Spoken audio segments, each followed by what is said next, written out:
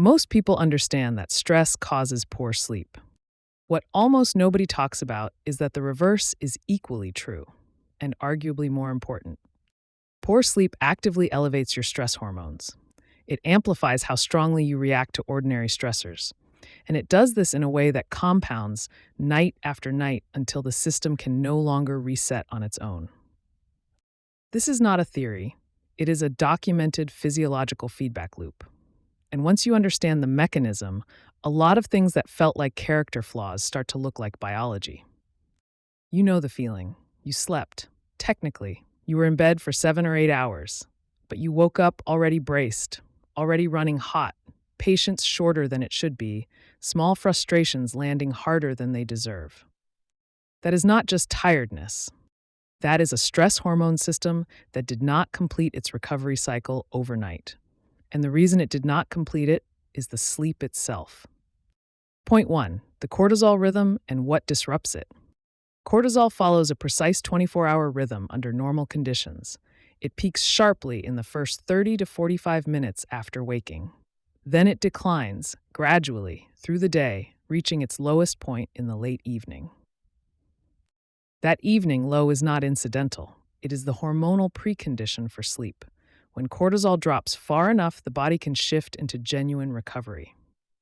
Disrupt that trough, and you disrupt the entry point into restorative sleep. Here's where it gets important. Poor sleep disrupts the trough, which produces worse sleep, which disrupts the trough again. In plain terms, your stress hormone system and your sleep system are locked in a loop.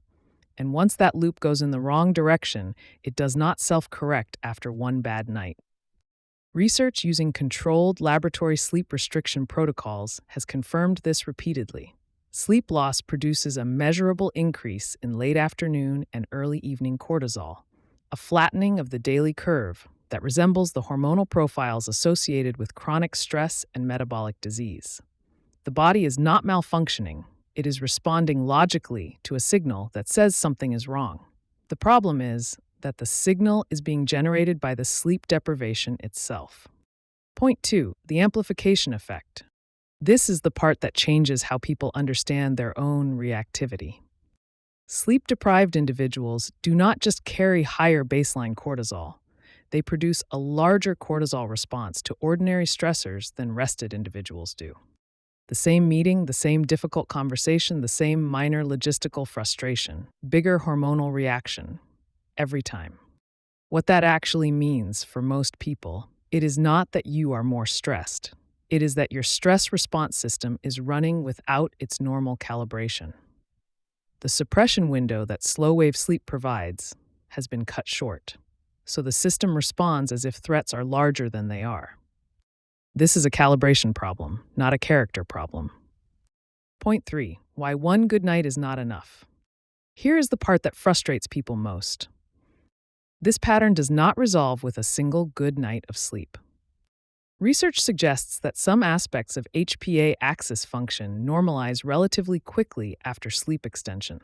But the hormonal sensitivity built up over days of disrupted sleep does not simply reset after one recovery night. This is why people who finally get a full night after a hard week often report feeling better, but not fully restored. Put simply, the system that regulates your stress response needs more than one cycle to recalibrate. That means the goal is not just one good night. The goal is consistent conditions that allow the system to complete its suppression cycle reliably, night after night. 3 things matter most.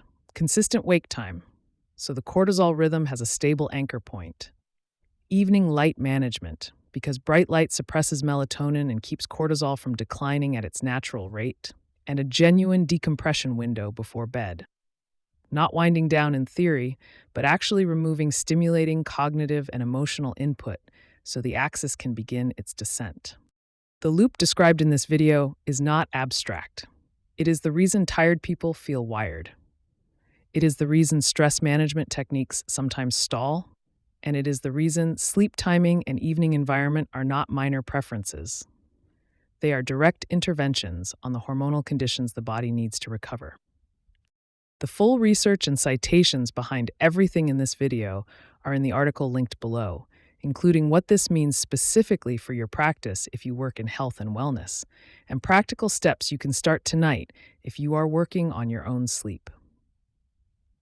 If you want a structured approach to rebuilding your sleep rhythm from the ground up, the core system created by the Sleep Coaching Institute covers circadian reset, nervous system regulation, sleep drive, and environment. The link is in the description.